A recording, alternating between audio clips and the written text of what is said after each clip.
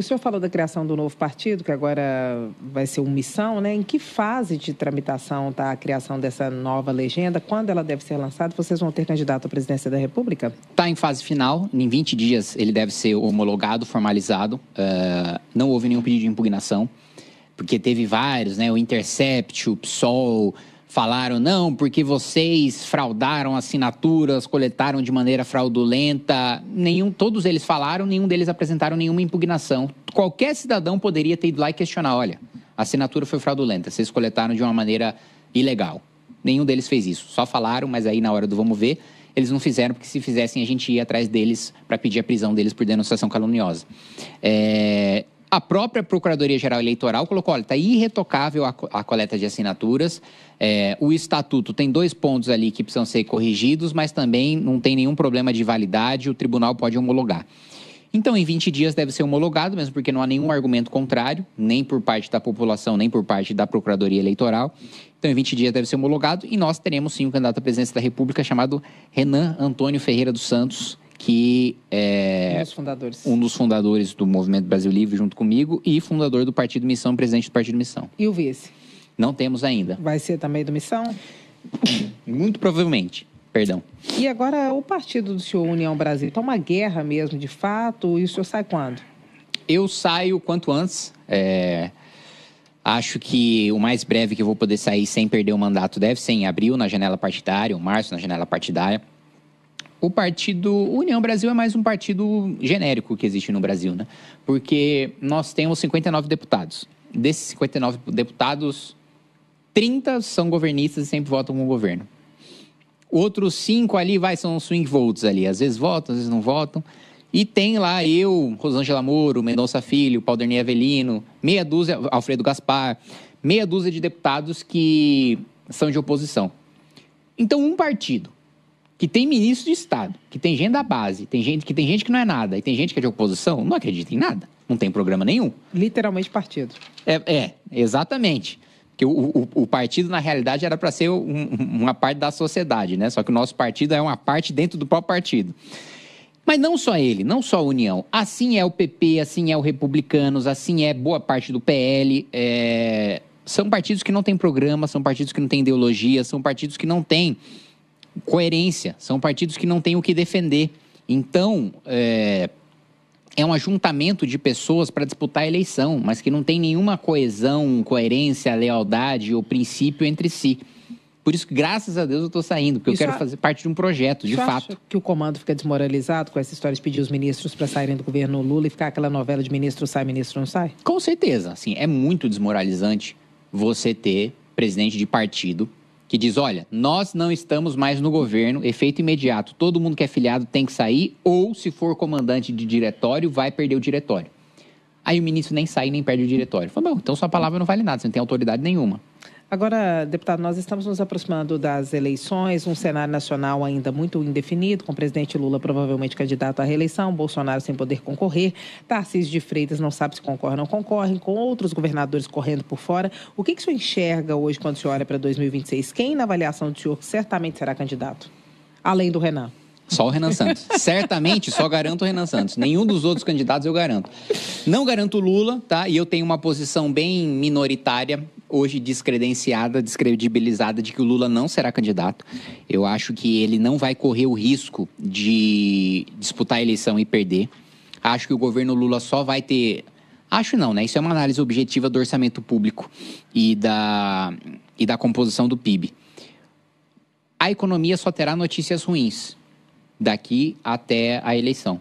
E isso vai desgastar ainda mais a imagem do presidente Lula, que já está desgastada, que ele já tem uma rejeição muito alta, que ele terá uma dificuldade muito grande indo para o segundo turno, e se ele for candidato, obviamente, ele estará no segundo turno, mas de vencer a sua própria rejeição.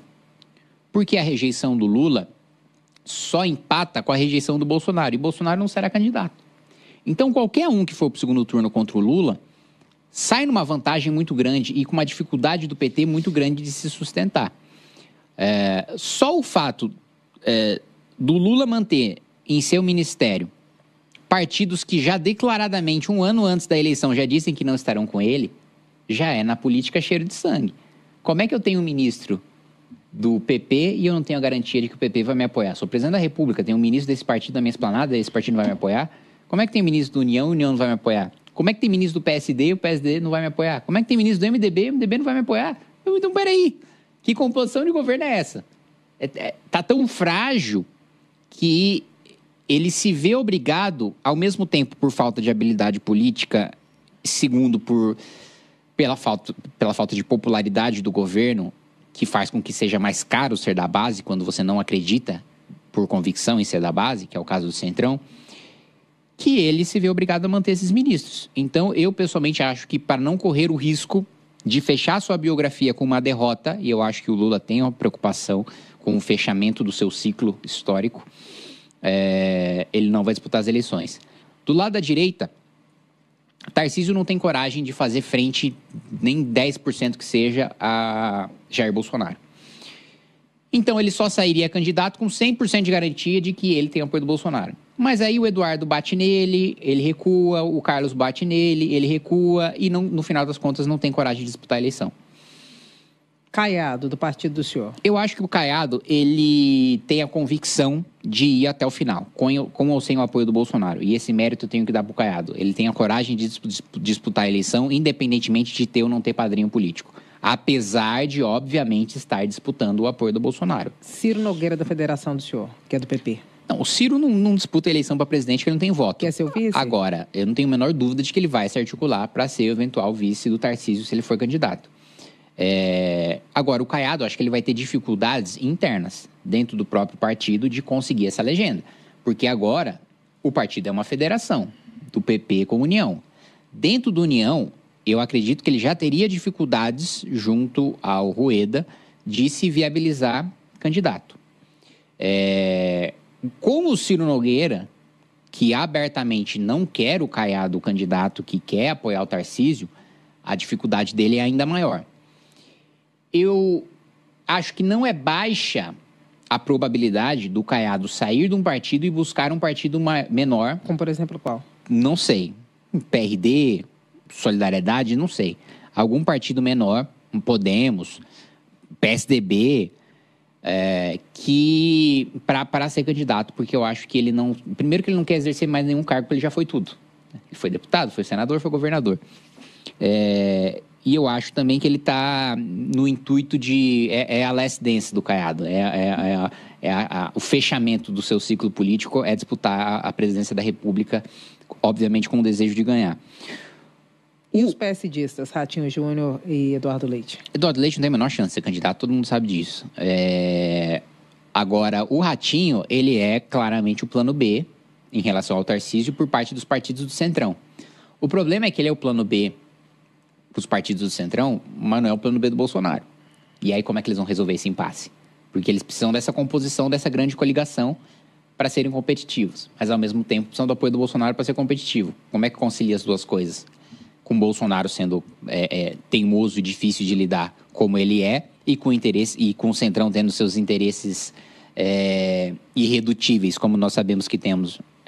Acho uma equação complicada. Agora, deputado, um pouco antes da entrevista, nós estávamos conversando. O senhor é um parlamentar que tem uma visão global, uma visão macro da economia, da política, até das relações internacionais, mas também pega ali no miúdo, naquela coisa que afeta o dia a dia do cidadão. O senhor me falou duas coisas interessantes. Uma em relação ao barulho de moto, projeto em relação ao barulho de moto, e o outro em relação às blusinhas da Shein, que teve grande repercussão, porque hoje muita gente compra roupa pela internet e compra mais barato por essa plataforma. Quais são as propostas do senhor nesse sentido?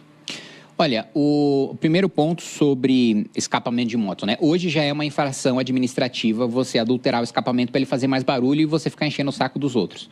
Só que não é crime, não é uma contravenção penal. E o que eu estou fazendo, apresentando esse projeto, é justamente transformar numa contravenção penal para não só ter uma sanção administrativa, mas também ter uma contravenção, o sujeito poder ser detido pela polícia, mandado para a delegacia... e ficar registrado que ele cometeu aquela infração e ele responder com uma sanção criminal para além daquela outra sanção. Porque, assim, eu pessoalmente acho muito irracional. Tá? Não consegue entrar na minha cabeça, eu não consigo conceber, eu não tenho cognição para entender a pessoa que adultera o escapamento da própria moto só para fazer barulho. Qual que é a graça de fazer isso? Qual que é o sentimento de felicidade que isso desperta na pessoa De, olha, eu vou fazer um puta de um barulho com a minha moto aqui pra encher o saco das outras pessoas. Mas, sério.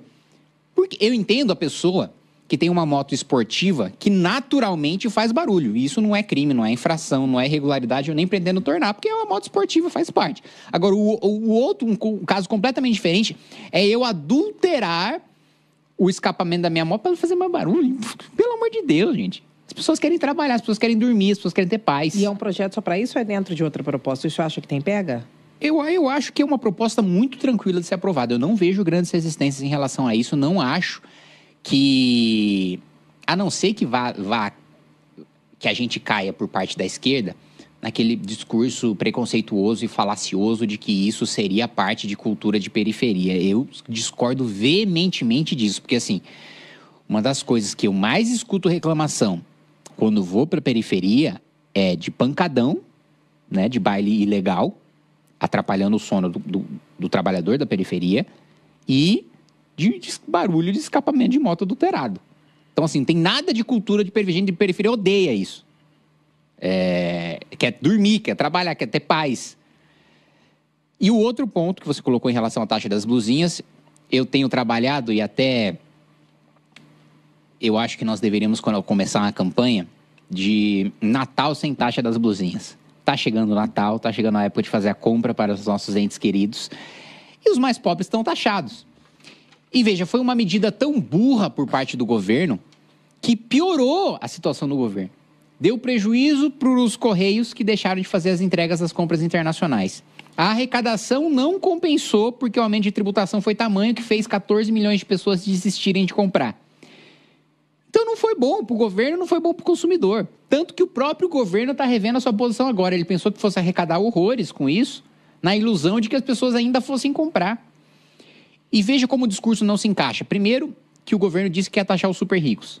As primeiras pessoas taxadas são compras de até $50. Olha, eu nunca vi. Eu conheço alguns bilionários. Não sou amigo de nenhum deles. Mas eu nunca tive notícia de nenhum deles fazendo compra de R$250 na Shein, comprando blusinhas para suas esposas. Olha a contradição.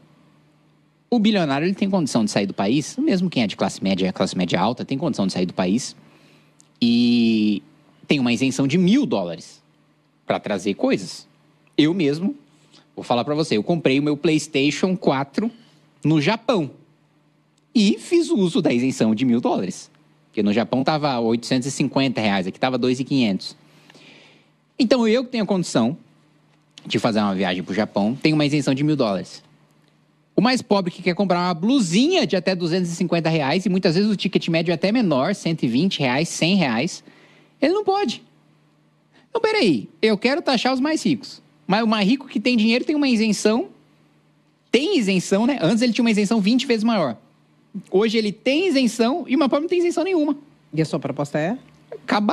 Acabar com a tributação até $50. Gostou do vídeo? Para mais vídeos como esse, se inscreva no canal Inevitável Cortes. Deixe o like, comente abaixo o que achou, vire membro do canal por apenas R$ 3,99 e tenha acesso a benefícios exclusivos. Te vejo no próximo vídeo.